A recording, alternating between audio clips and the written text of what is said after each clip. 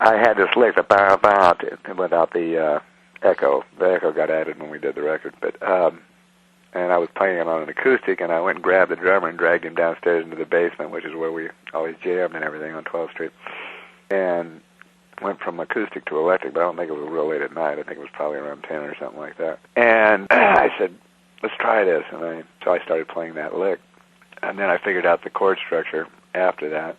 The rest of the chords that were in the song. I mean, initially all I had was bow, bow, bow, bow, bump, da bump, da bump, chicka, bow, bow. That's all I had.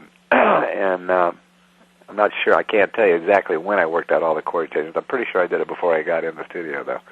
And they added the echoplex when we got in the studio, and, the echo that was on the guitar.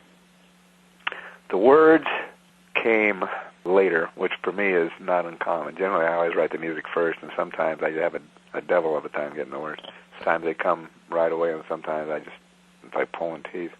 We played Long Train Runner, for instance, for 3 years before it got recorded, number one, and got called several different names, and most of the time I would make up the words as we were playing the song.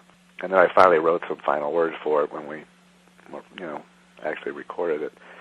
In the case of China Grove, it was a very similar situation. The words got written last, and they just got made up around this whole idea of this wacky little town with a sheriff that had a samurai sword and all that sort of thing. The funny thing was that I found out in 1975 in a cab in Houston that there really was a China Grove, although actually what had happened was in, say, early 1972, we were touring in Winnebago's, and we were driving. And we were driving into San Antonio, and there is a China Grove, Texas, right outside of San Antonio. I must have seen the sign and forgotten about it. And when I came up with the term China Grove, I thought I was just making it up because of the words being about this, crazy sheriff with a samurai sword, et cetera, et cetera. And all that came from a Billy Payne piano lick. That's where I got the idea for the words. Payne played on a lot of our stuff in those days. Keyboard player for Little Feat.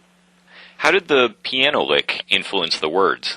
Well, the piano lick went da-da-da-da-da-da-da-da-da, which is, an Oriental-sounding lick. And but from there, I took off and went to the place I ended up with lyrically. And the thing about China Grove, as I said, I must have seen that sign and forgotten it, but I didn't remember it at the time. And when the cab driver told me this in Houston, I said, "You got to be kidding." He said, "No, there really is a China Grove." I said, "No, there isn't." He says, "Yeah, there really is." And it is right outside of San Antonio. I said, "Well, that's weird."